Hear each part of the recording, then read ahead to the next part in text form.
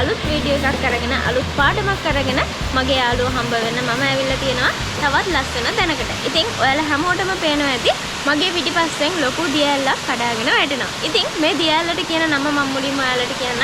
මේකට කියන්නේ මාකෙලි ඇල්ල කියලා. ඉතින් මාකෙලි ඇල්ල ළඟ ඉඳලා තමයි මම අද ඔයාලට මේ වීඩියෝ එක කරන්න කියලා හිතුවේ. ඉතින් ඔයාලා හැමෝටම මතක ඇති පහුගිය දවස් ටිකේම මම ඔයාලට මොකද්ද කියලා දුන්නේ ටෙන්සස් පාඩම. ඉතින් ටෙන්සස් පාඩමේ මම ඔයාලට වාක්‍ය ගොඩාක් කියලා දුන්නා. මේ වෙනකොට ගොඩක් වාක්‍ය ඔයාලා ඉගෙනගෙන තියෙනවා. හැබැයි ටෙන්සස් පාඩමේ අද මම ඔයාලට අන්තිම පාඩම තමයි කියලා දෙන්නේ. එහෙනම් අද පාඩමෙන් පස්සේ මම ඔයාලට අපහු ටෙන්සස් ගැන කියලා දෙන්න යන්නේ නැහැ. සාමාන්‍යයෙන් මම ඔයාලට වාක්‍ය විදියට කියලා දෙන්නයි. හැබැයි මේ ටෙන්සස්ම කියලා ඔයාලට වෙනමම පාඩම් මම ඉස්සරහට කියලා දෙන්නේ නැහැ. මොකද ඔයාලා මේ වෙනකොට දැන් ගොඩක් දේවල් ඉගෙනගෙන තියෙනවා. ඉතින් මේ වාක්‍යලි ඔයාලා හරියට ඉගෙන ගත්තා නම් එතනින් පස්සේ අපහු ටෙන්සස් ගැන ඔයාලා වද වෙන්න දෙයක් නැහැ. ටෙන්සස් පස්සේ යන්න දෙයක් නැහැ. මොකද ගොඩක් දේවල් ප්‍රධාන දේවල් ටික ඔයාලා මේ ටෙන්සස් පාඩමෙන් මේ වෙනකොට ඉගෙනගෙන තියෙනවා. ඉතින් ඒක නිසා මේ කලින් ඉගෙන ගත්තා වගේම අද පාඩමත් ඔයාලා හරියට හොඳට තේරුම් ගන්න, පැහැදිලිව ඉගෙන ගන්න. ඉතින් එහෙනම් අපි වැඩි වෙලා ගන්න නැතුව ඉක්මනට බලමු අද ඉගෙන ගන්න යන්නේ අලුත් වාක්‍ය ටික මොනවද කියලා.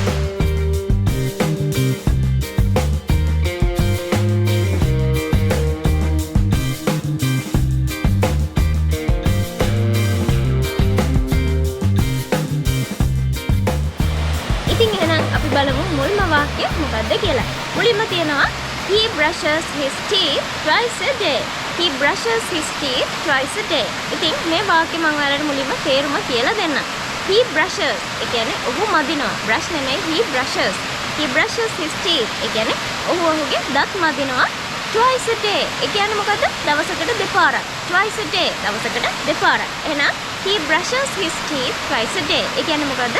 ඔහු දවසකට දෙපාරක් දත් මදිනවා. මේක දැක්කම ඔයාලට ඉක්මනට පේනවා කෙලින්ම he brushes කියලා තියෙනවා. ඒ කියන්නේ මේක simple present tense වාක්‍යයක්. He brushes his teeth twice a day. එහෙනම් මේක simple present tense වලින් කියන වාක්‍යයක්. නිකන් හිතන්නකෝ මේකේ he brushed his teeth twice a day කියලා තිබ්බනම් එතකොට ඒක simple past වෙනවා. brushed ed එනවා.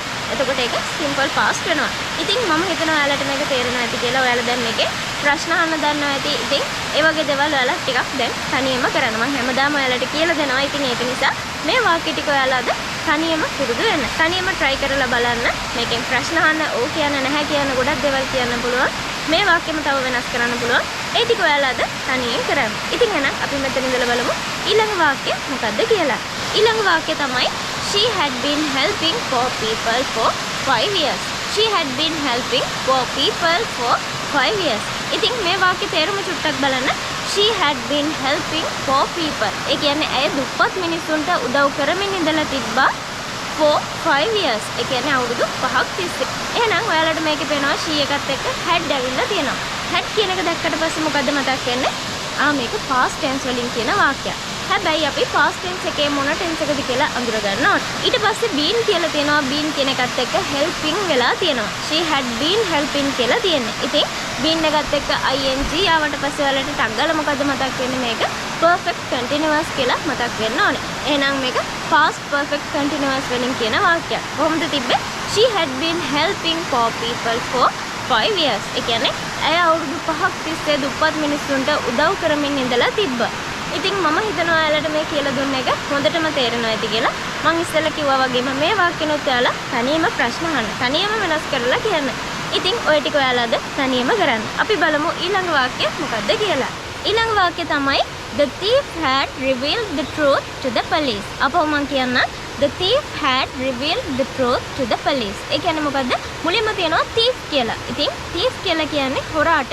thief කියලා කියනවා හොරාට. thief had reveal නෙමෙයි revealed ed ඇවිල්ලා තියෙනවා. reveal කියන්නේ මොකද්ද? එලි කරනවා. had reveal කිව්වම එලි කරලා තිබ්බා. truth කියලා කියන්නේ මොකද්ද එතකොට? ඇත්ත. truth කියලා කියන්නේ ඇත්ත. සත්‍ය කියලා කියනවා truth to the police. ඒ කියන්නේ පොලිසියට. දැන් ඔයාලට මේ වාක්‍ය තේරුම ටිකක් තේරෙනවා. මම දැන් හිමීට කියන්න the thief had revealed the truth to the police. ඒ කියන්නේ මොකද්ද?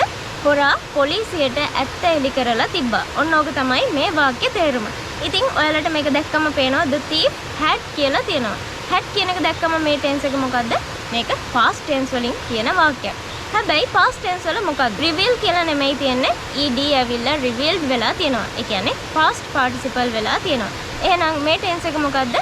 past perfect tense. Past perfect tense වලින් කියන වාක්‍යයක් තමයි එහෙනම් මම දැන් ඔයාලට මේ කියලා දුන්නේ.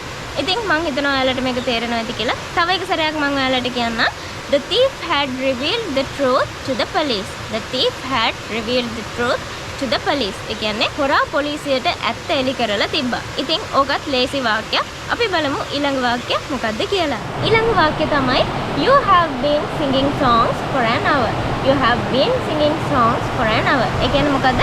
ඔයා පැයක් තිස්සේ සින්දු කියමින් ඉන්නවා. තාමත් සින්දු කියනවා. සින්දු කියකී ඉන්නවා.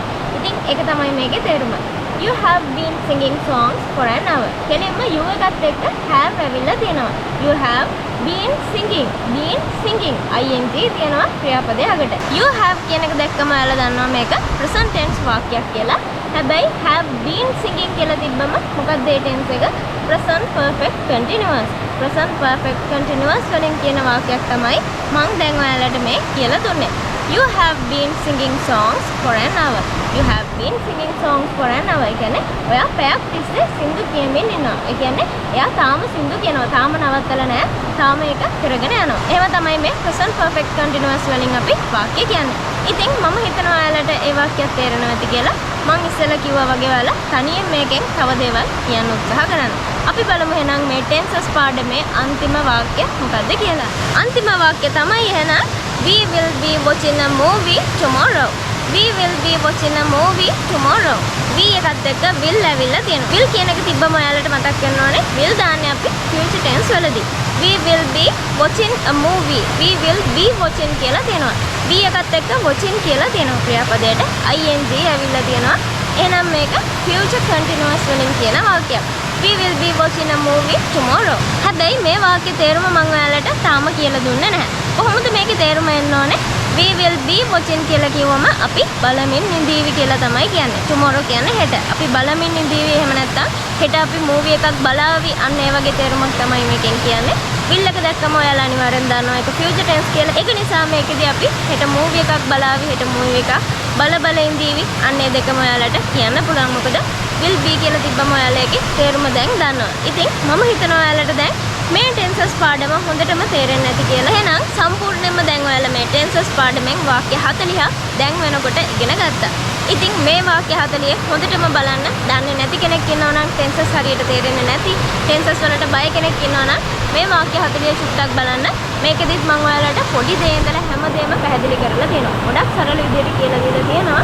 ඉතින් ඔයාලට tenses කියන දේ ලේසියෙන්ම ඉගෙන ගන්න, ලේසියෙන් තේරුම් ගන්න පුළුවන්.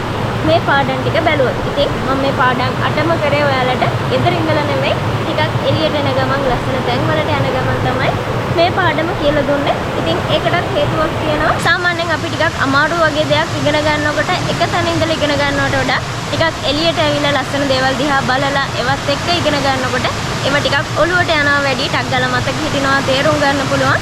ඉතින් ඒ හැම දෙයක් ගැනම හිතලා ඔයාලා වෙනුවෙන්ම තමයි මම මේ වගේ තැන් වලට ආවේ. ඉතින් මම හිතනවා මම මේ ලස්සන තැන් වලට ඇවිල්ලා කරපු වීඩියෝස් ඔයාලට හොඳටම තේරෙන්නේ නැති ඒ කියලා දුන්න පාඩම් ඔයාලට හොඳටම පැහැදිලි ඇති කියලා. ඉතින් එහෙනම් අපි ලබන සතියේත් අලුත් පාඩමකින් හම්බ වෙමු. ඒ හම්බ වෙනකන් මගේ හැම යාළුවෙක්ටම සුබ දවසක්.